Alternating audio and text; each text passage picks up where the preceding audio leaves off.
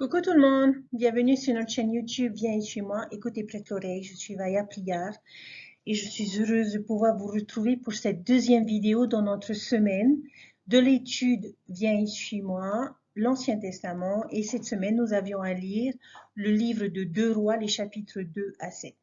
J'espère, chers frères et sœurs, que vous avez pu lire ces chapitres et que vous avez pu découvrir toutes ces petites histoires qui nous permettent de retirer et d'apprendre beaucoup de choses et de retirer de nombreux principes qui peuvent nous fortifier aujourd'hui. Nous allons donc continuer dans notre série de questions. Et la question suivante, que l'on trouve dans 2 Rois chapitre 5, versets 15, 16, 20 à 27, est-ce le temps de prendre de l'argent? Le chef militaire syrien Naaman est guéri de la lèpre en suivant les conseils du prophète Élisée. Et dans ce chapitre, dans ces versets, nous apprenons que Naaman veut remercier Élisée en lui offrant de l'argent et des présents. Mais Élisée va décliner son offre. Et après le départ de Naaman, Géhazi, le serviteur d'Élisée, va le rattraper et va lui mentir en disant qu'Élisée réclame de l'argent et des vêtements. Naaman va donc donner des présents à Géhazi qui va les garder pour lui. Et c'est ce personnage, cette expérience intéressante que j'aimerais que l'on voit et qui nous enseigne la malhonnêteté. Naaman est guéri, il est reconnaissant et il offre à Élisée de lui donner de son argent en guise de remerciement.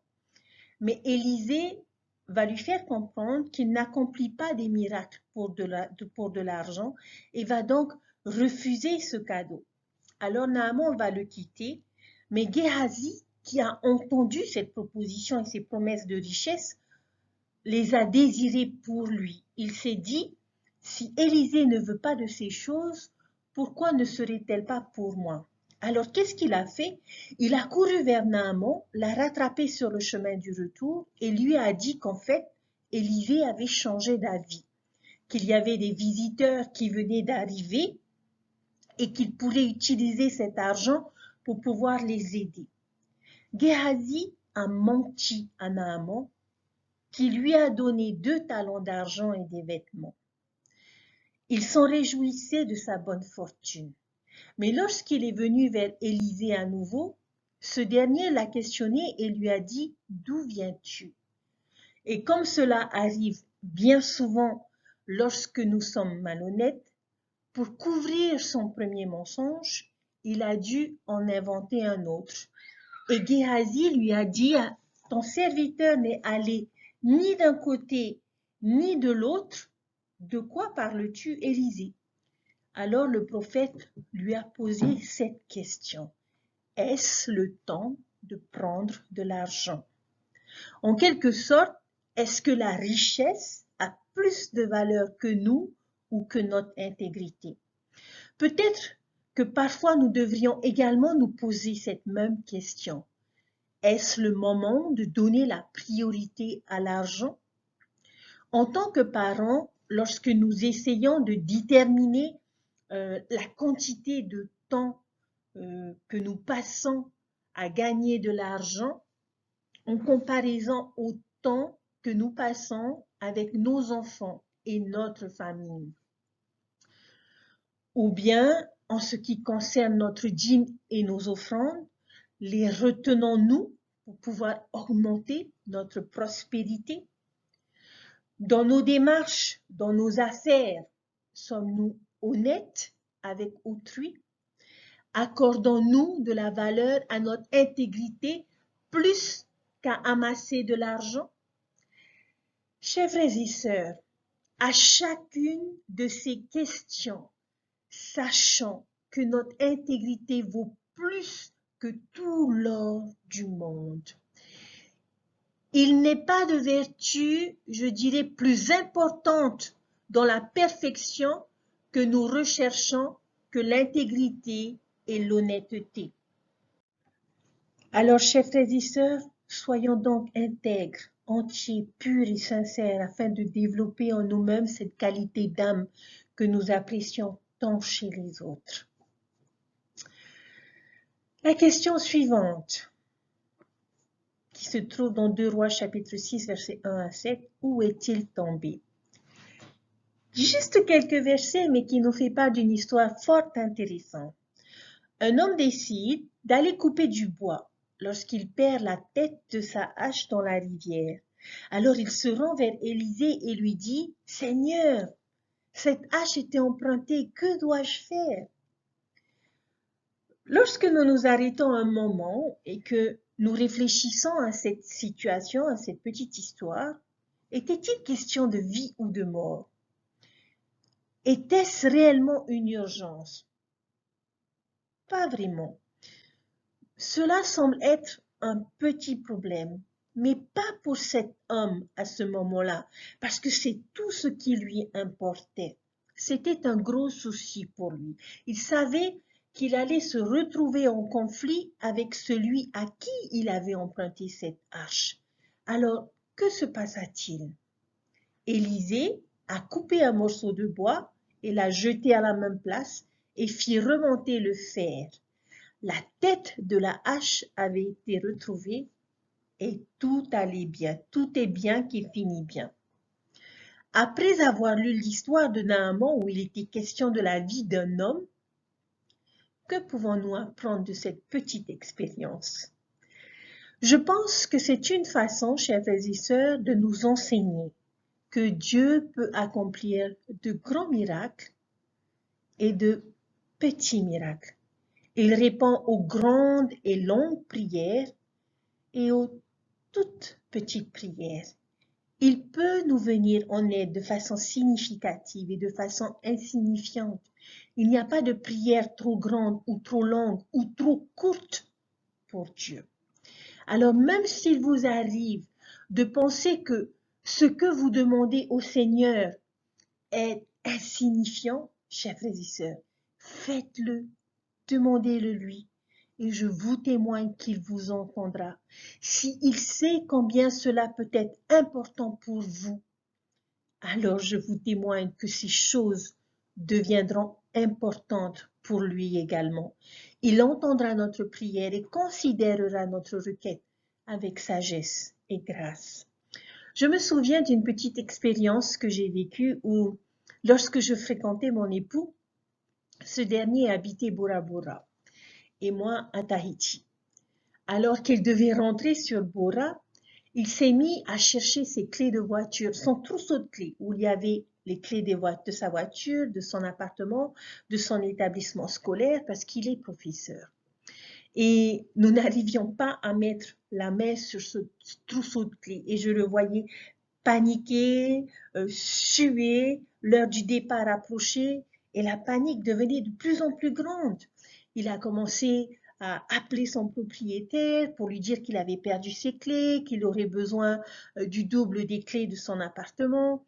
Il commençait à se demander comment il allait faire parce qu'il n'avait pas de double de sa voiture. Alors qu'il allait dans tous les sens, l'oreille collée au téléphone et que son inquiétude grandissait, je l'ai invité à s'arrêter un moment et à se mettre à genoux avec moi.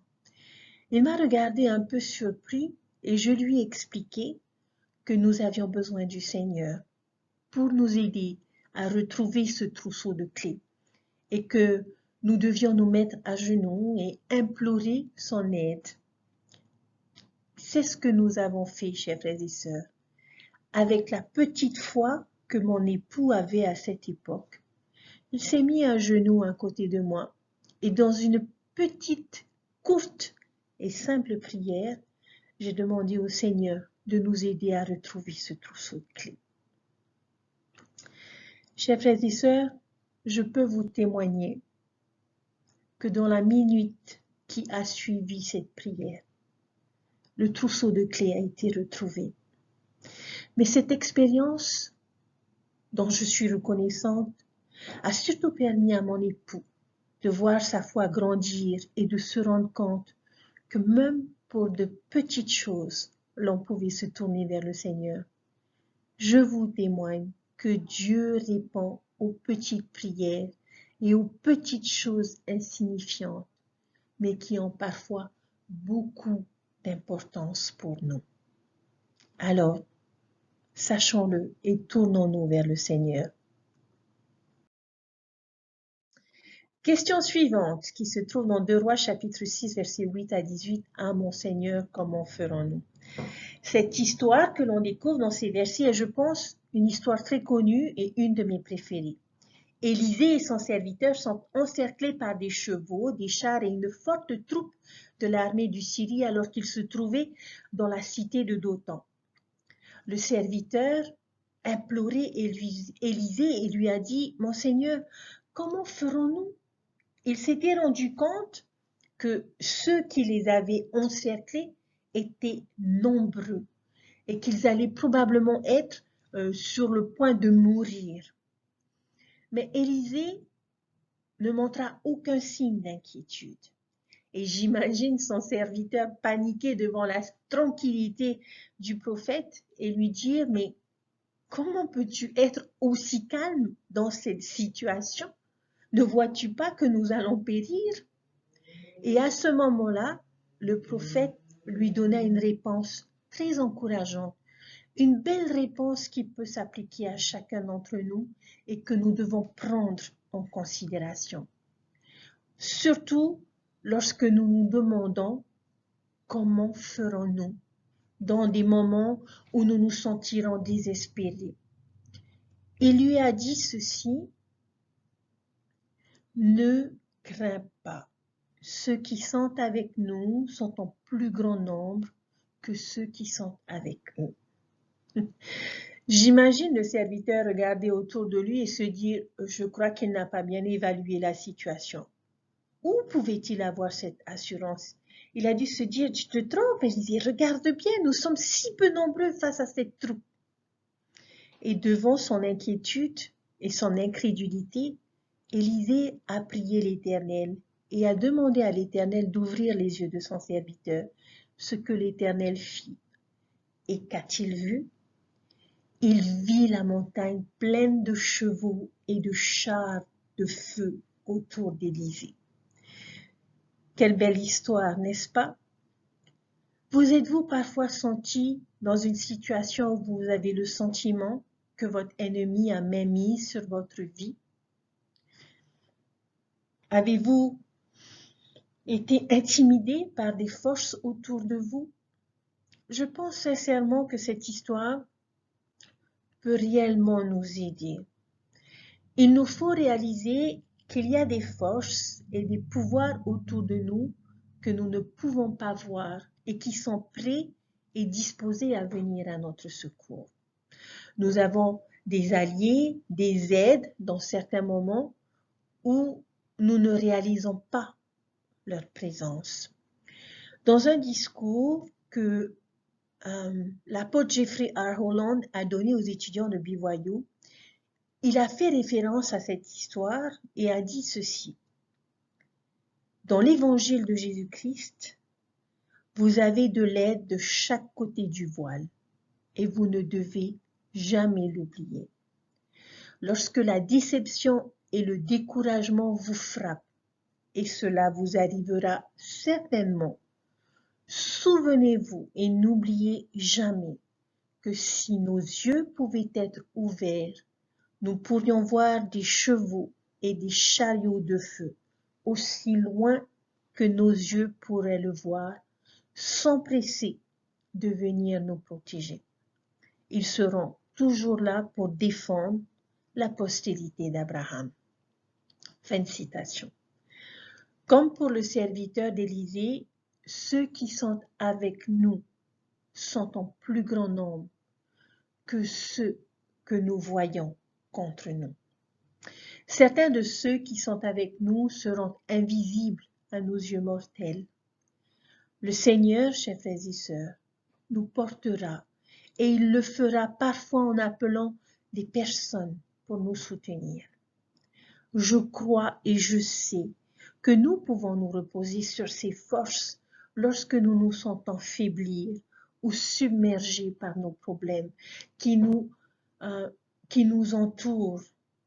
Ils seront avec nous et en plus grand nombre que les forces opposées. Puissions-nous, chers frères et sœurs, mettre notre foi en Dieu et croire qu'il nous enverra du réconfort, du soutien, et que nous pourrons voir de nos propres yeux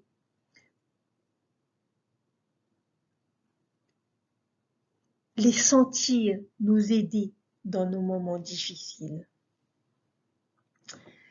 La dernière question de notre étude se trouve dans 2 Rois chapitre 6, les versets 19 à 23. Les frapperai-je? Comment est-ce que ces chariots de feu ont manifesté leur aide et leur pouvoir dans cette situation? Les versets nous disent que la troupe de l'armée de Syrie fut frappée d'aveuglement grâce au pouvoir de Dieu. À présent, les rôles étaient inversés. Et Élisée vient vers ses ennemis et leur dit, suivez-moi, je connais le chemin, je connais la ville que vous cherchez. Et ils l'ont suivi. Et pour l'avoir suivi, ils se sont retrouvés au milieu de la Samarie, au sein même du territoire ennemi. Et ce sont à présent eux qui se retrouvent encerclés. Comme on dit, c'est le retour du bâton. Vient alors notre question du jour, qui vient du roi d'Israël et qui voit à présent ses ennemis entre ses mains. Il a à présent un avantage sur eux et demande, les frapperai-je? Le fait que sa demande est répétée 2 fois suggère son vif désir. C'était une façon de dire, laisse-les-moi, j'ai attendu longtemps une telle opportunité. Mais que va faire Élisée? Au verset 22, il lui répond, tu ne frapperas point.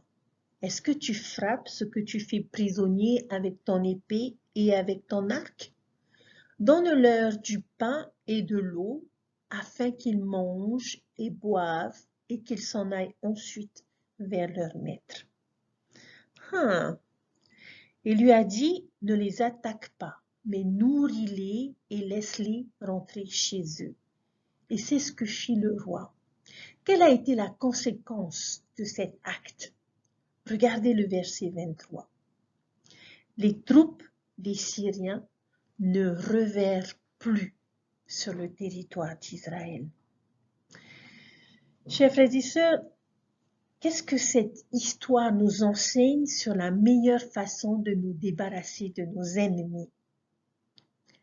C'est de faire d'eux nos amis. Lorsque nous avons l'opportunité de blesser ou de nous venger ou de prendre un avantage sur nos ennemis, sur ceux qui nous font du mal, ne le faisons pas, chers frères et sœurs, mais servons ces personnes et nourrissons-les de la bonne parole. Les conséquences de notre gentillesse et de notre charité nous apporteront des bénédictions. Souvenez-vous de cette histoire fantastique concernant le prophète Joseph Smith qui avait été kidnappé par ses ennemis et ces derniers avaient l'intention de le ramener au Missouri pour pouvoir être jugé, condamné avec l'intention même de le tuer. Mais sur le retour en chemin vers le Missouri, ils ont pris une mauvaise route qui les a amenés à Nauvoo, où se trouvaient les saints, où le prophète a été secouru. Ils étaient à présent entre les mains des saints, entre les mains du prophète Joseph Smith. Qu'a-t-il fait? Il a demandé à son épouse Emma de cuisiner un somptueux repas et les a laissés partir. Chers frères et sœurs, vous rappelez-vous de ce merveilleux enseignement de Jésus dans son sermon sur la montagne où il a dit « Aimez vos ennemis, bénissez ceux qui vous maudissent, faites du bien à ceux qui vous haïssent et priez pour ceux qui vous maltraitent et qui vous persécutent. » Chers frères et sœurs, avez-vous des armées syriennes dans votre vie? Avez-vous des personnes qui sont aujourd'hui entre vos mains et dont vous pouvez vous venger? Je vous invite à ne pas le faire, mais donnez-leur à manger, nourrissez-les et aidez-les à rentrer chez eux. Aidez-les à rentrer auprès du Père. Il n'est pas facile d'aimer nos ennemis et nos adversaires. Le président Hinckley a fait cette observation. La plupart d'entre nous ne sont pas encore arrivés à ce niveau d'amour et de pardon. Et il a ajouté, cela demande une maîtrise de soi quasiment plus grande que ce dont nous sommes capables. Mais ce doit être primordial parce que cela fait partie des 2 grands commandements du Sauveur, d'aimer le Seigneur, notre Dieu, et d'aimer notre prochain comme nous-mêmes. Et cela doit être possible parce qu'il a aussi enseigné. Demandez et l'on vous donnera. Cherchez et vous trouverez. Alors, chers frères et sœurs, nous devons éviter les querelles. Notre prophète Russell Nelson nous a demandé de cesser les conflits. Mais nous ne devrions jamais éviter, abandonner ou attaquer les personnes avec lesquelles nous sommes en conflit. Au contraire, nous devons apprendre à aimer les personnes avec qui nous le sommes. Et cela, je le reconnais, chers frères et sœurs, nécessite de faire preuve de charité, qui est l'amour pur du Christ à l'égard de nos ennemis. Cessons nos conflits, choisissons de voir différemment un conflit et les personnes avec lesquelles ce conflit se produit, tout comme notre prophète Joseph. Choisissons d'abandonner notre colère, nos ressentiments et nos blâmes pour embrasser nos ennemis. Choisissons, chers frères et sœurs, l'amour à la place de la peur et découvrons que nos ennemis sont nos frères et sœurs. En nous efforçant de nous réconcilier avec eux, nous pouvons nous aussi voir le visage de Dieu. Chers frères et sœurs, c'est sur ces choses que je vais finir mon étude. Et je vous avais dit que l'on découvrirait dans ces chapitres de belles histoires et j'espère que vous avez pu apprendre quelque chose de nouveau. Et peut-être que les questions que nous nous sommes posées tout au long de la semaine, tout au long de la découverte de ces versets et de ces chapitres dans toute notre étude, a peut-être été le reflet des questions que nous nous posons dans notre vie. Mais c'est là que réside le pouvoir des Écritures. Elles contiennent la clé à tellement de questions dans notre vie qu'il nous faut juste chercher et sonder les Écritures pour en connaître la réponse. Je dois avouer que pendant mon étude de toutes ces histoires cette semaine, il y a quand même une question que je me suis posée. Pourquoi est-ce que Dieu est intervenu dans certaines situations et pas dans d'autres? Pourquoi avoir frappé Géhazi de lèpre? Pourquoi avoir laissé des adolescents dévorés par un ours ou encore avoir frappé Uza pour une petite infraction et ne pas frapper ceux qui ont réellement été méchants et qui ont fait souffrir des milliers de personnes? Pourquoi est-ce que Dieu est intervenu en bénissant certaines personnes et pas d'autres? Je suis persuadée que la femme qui avait ses 2 fils endettés n'était pas la seule personne en Israël à avoir ce lourd fardeau sur les mains. Ou la femme de Sunamite n'était probablement pas la seule Israélite avec un désir qui n'avait pas été accordé. Ou Naaman, le seul lépreux du royaume. Naaman n'était même pas un Israélite. Cet homme, avec cette hache, n'était pas une situation importante. Pourquoi avoir répondu à leurs demandes et avoir fait abstraction des autres? Frères et sœurs, il nous arrive, en tout cas, c'est le cas pour moi, de nous poser la même question. À un certain moment dans notre vie, lorsque nous regardons autour de nous, peut-être que nous entendons une personne se lever et partager son témoignage et témoigner combien Dieu l'a béni de nombreuses façons et a répondu de nombreuses fois à ses prières ou a répondu favorablement aux désirs de son cœur. Et cependant, vous avez le sentiment que vos prières sont toujours sans réponse. Pourtant, vos intentions ainsi que vos désirs sont plus importants avec peut-être plus de grandes conséquences. Pourquoi est-ce que Dieu répondrait à leurs prières et pas aux miennes, pas aux nôtres? Frères et sœurs, je ne suis pas en mesure de vous donner une réponse exacte à cette question. Mais j'aimerais partager une écriture dans l'Ancien Testament, dans Ésaïe chapitre 55, les versets 8 et 9, et qui dit ceci. Car mes pensées ne sont pas vos pensées, et vos voix ne sont pas mes voix, dit l'Éternel. Autant les cieux sont élevés au-dessus de la terre, autant mes voix sont élevées au-dessus de vos voix, et mes pensées au-dessus de vos pensées. Tout est une question de foi en Dieu, de confiance en Dieu. Et l'un des plus grands défis de cette vie, chers frères et sœurs, est d'apprendre à faire confiance en la sagesse de Dieu.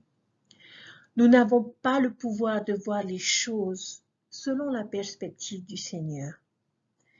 Et je l'imagine parfois nous regarder et nous dire, ou me dire, Vaya, tu n'as même pas idée du nombre de fois où je suis intervenue dans ta vie. Et à cause de mon intervention, j'ai empêché que certaines choses se produisent. Mais cela, tu ne l'as jamais su. Combien de fois, chers frères et sœurs, est-ce que le Seigneur nous a protégés du malin ou nous a donné une bénédiction et que nous avons considéré cela comme un événement normal dans notre vie? Avez-vous jamais prié pour arriver sain et sauf à votre destination et ce fut le cas? Peut-être qu'à cause de votre prière, quelque chose a été empêché ou résolu, peut-être que Dieu est intervenu en votre nom. Comment le saurions-nous? Dieu n'a jamais cherché à avoir de crédit pour tout ce qu'il accomplit pour chacun d'entre nous. Mais je me demande si parfois il ne nous regarde pas lorsque nous doutons ou que nous remettons en question sa sagesse ou son plan ou sa façon de gérer l'univers. Je l'imagine secouer la tête et dire, mon enfant, tu ne peux juste pas comprendre. Si tu pouvais seulement voir l'univers de la manière dont je le vois. Mes pensées ne sont pas tes pensées. Mes voix sont élevées au-dessus de tes voix. Fais-moi confiance. Tout finira par être plus clair un jour et tes yeux mortels ne peuvent pas comprendre aujourd'hui. En effet, chers frères et sœurs, nous ne pouvons pas avoir de réponse pour savoir pourquoi Dieu intervient dans certains cas et pas dans d'autres. Mais j'ai la foi qu'un jour, toutes ces questions que nous nous posons aujourd'hui obtiendront des réponses. Je crois qu'un jour, nous aurons les explications à chacune de nos questions et à chacun de nos problèmes, à chacune des situations de notre vie que nous pourrons rencontrer, qu'il soit grand ou qu'il soit petit, général ou personnel. Nous ne connaissons pas toutes les réponses, mais j'ai foi qu'il y a des réponses qui viendront et que nous serons satisfaits lorsque nous les aurons. Les grandes questions de ma vie, les doutes de ma vie, mes préoccupations. Pourquoi n'intervient-il pas? Pourquoi ne répond-il pas à ma prière alors qu'il le fait à d'autres? À la question, pourquoi permet-il cela, que ces choses nous arrivent? Frères et sœurs, un jour nous finirons par connaître les réponses. Et je nous vois dire au Seigneur, oui Seigneur, tu avais raison dès le départ. Merci d'avoir été un Père aimant et d'avoir toujours été là pour moi. Mes connaissances limitées ne peuvent expliquer pourquoi parfois il y a une intervention divine et pourquoi d'autres fois il n'y en a pas. Mais peut-être ne comprenons-nous pas ce qu'est un miracle. Souvent, nous appelons miracle le fait de guérir sans explication médicale ou le fait d'échapper à une catastrophe après avoir suivi une intuition claire. Cependant, la définition d'un miracle est définie comme étant un événement bénéfique provoqué par un pouvoir divin que les mortels ne comprennent pas. J'aime beaucoup cette définition et cette dernière nous apporte une perspective plus large de questions de nature plus éternelle. Cette définition nous aide aussi à voir le rôle essentiel de la foi dans l'obtention d'un miracle. Une question cruciale que nous devons nous poser est où plaçons-nous notre foi? Notre foi est-elle uniquement focalisée sur le désir d'être soulagé de nos douleurs et de nos souffrances ou de voir un désir se réaliser? Ou bien est-elle fermement centrée sur Dieu le Père et son saint plan et sur Jésus le Christ et son expiation? La foi en notre Père et en son Fils nous permet de comprendre et d'accepter leur volonté pendant que nous nous préparons pour l'éternité. Un point de doctrine important et réconfortant de l'évangile de Jésus-Christ, chers frères et sœurs, est que notre Père céleste, et je ne cesserai jamais de le témoigner, aime ses enfants d'un amour parfait. Et du fait de cet amour parfait, il nous bénit non seulement selon nos désirs et nos besoins, mais également selon sa sagesse infinie. Comme le prophète Néphi l'a déclaré simplement, je sais que Dieu aime ses enfants. Et une facette de cet amour parfait est l'implication de notre Père céleste dans les détails de notre vie, même lorsque nous n'en sommes pas conscients ou ne le comprenons pas. Nous demandons, chers frères et sœurs, l'inspiration divine et l'aide de notre Père céleste par la prière fervente et sincère.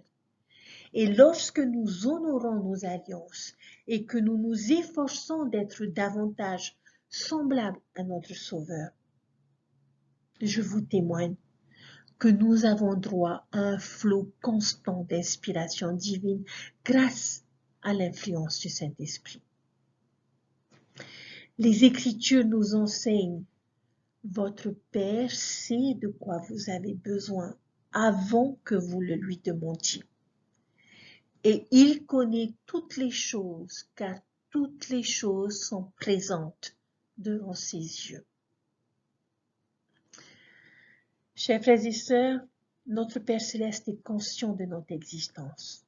Il connaît nos besoins et nous aidera de la meilleure des façons.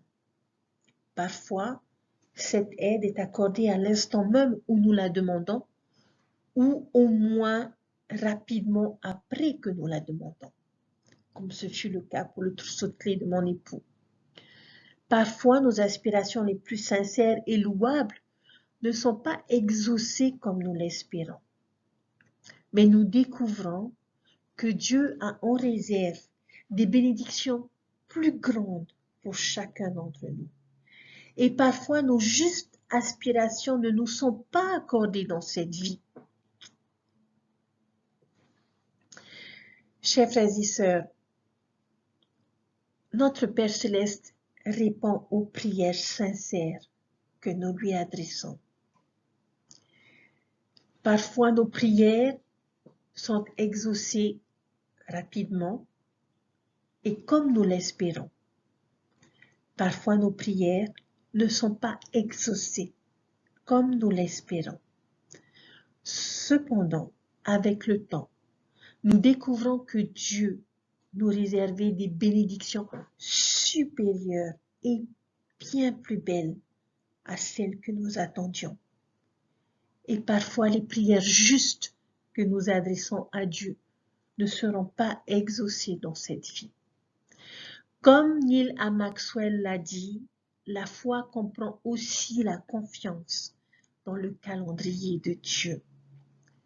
Nous avons l'assurance qu'à sa manière et en son temps, notre Père Céleste nous bénira et résoudra chacun de nos soucis, les injustices, les déceptions que nous pouvons connaître dans notre vie.